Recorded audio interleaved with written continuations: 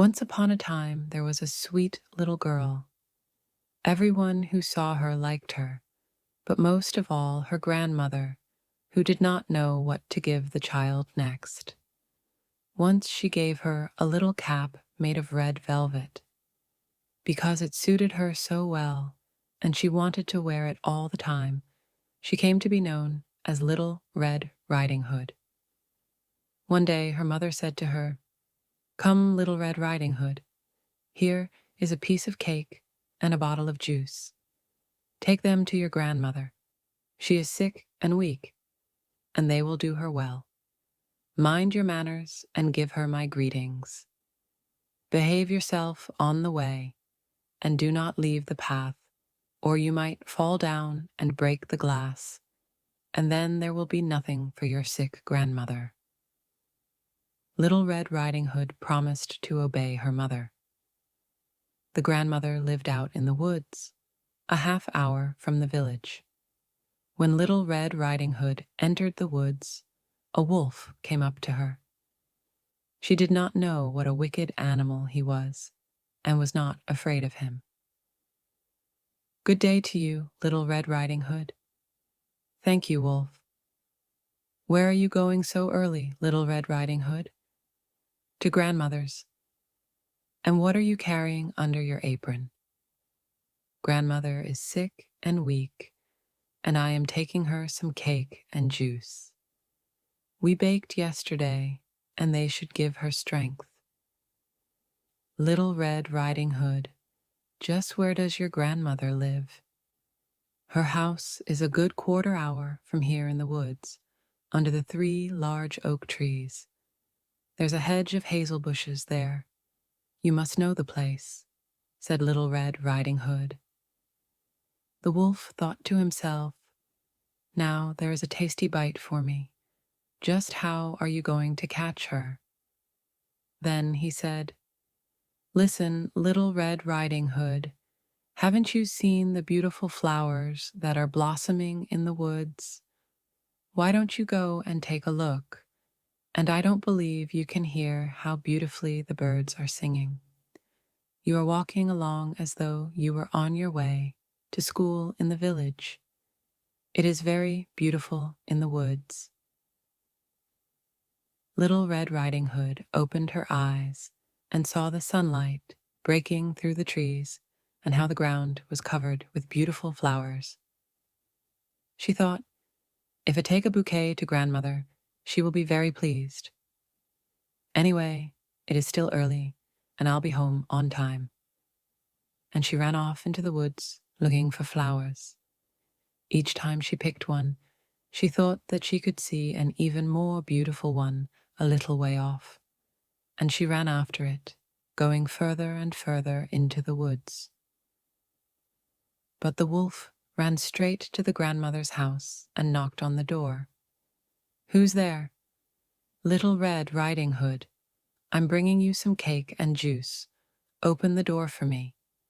"Just press the latch," called out the grandmother. "I'm too weak to get up." The wolf pressed the latch, and the door opened. He stepped inside, went straight to the grandmother's bed, and ate her up. Then he took her clothes, put them on, and put her cap on his head. He got into her bed and pulled the curtains shut. Little Red Riding Hood had run after flowers, and did not continue on her way to grandmother's until she had gathered all that she could carry. When she arrived, she found, to her surprise, that the door was open. She walked into the parlor, and everything looked so strange that she thought, "Oh my God, why am I so afraid?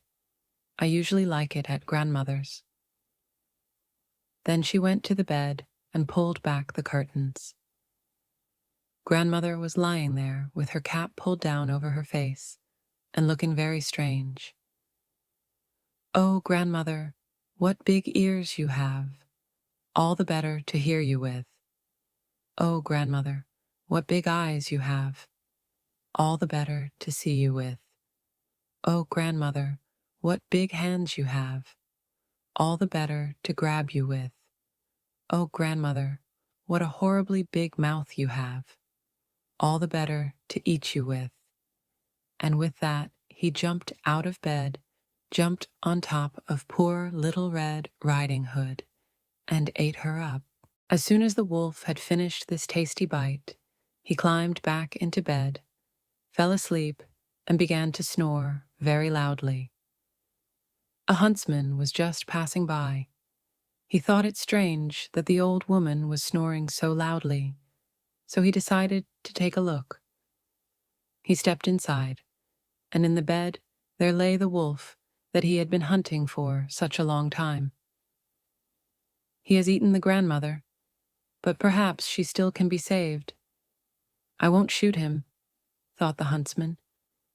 So he took a pair of scissors and cut open his belly. He had cut only a few strokes when he saw the red cap shining through.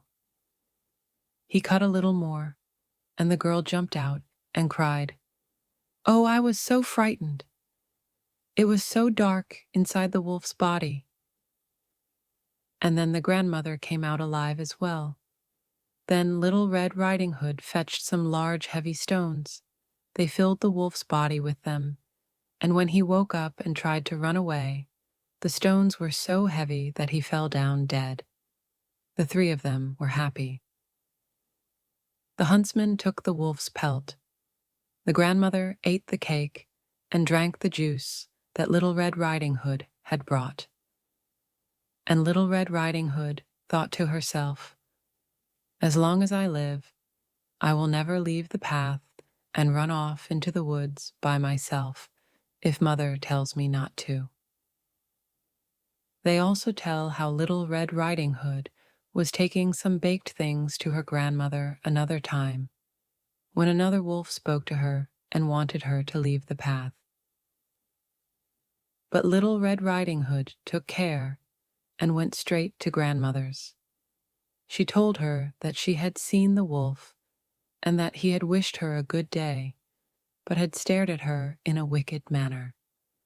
"If we hadn't been on a public road, he would have eaten me up," she said. "Come," said the grandmother, "let's lock the door so he can't get in." Soon afterward, the wolf knocked on the door and called out, "Open up, grandmother. It's Little Red Riding Hood, and I'm bringing you some baked things." They remained silent and did not open the door. The wicked one walked around the house several times and finally jumped onto the roof. He wanted to wait until Little Red Riding Hood went home that evening, then follow her and eat her up in the darkness. But the grandmother saw what he was up to. There was a large stone trough in front of the house. "Fetch a bucket, Little Red Riding Hood," she said. "Yesterday I cooked some sausage. Carry the water that I boiled them with to the trough." Little Red Riding Hood carried water until the large trough was clear full. The smell of sausage arose into the wolf's nose. He sniffed and looked down, stretching his neck so long that he could no longer hold himself, and he began to slide. He slid off the roof, fell into the trough, and drowned. And Little Red Riding Hood returned home happily and safely.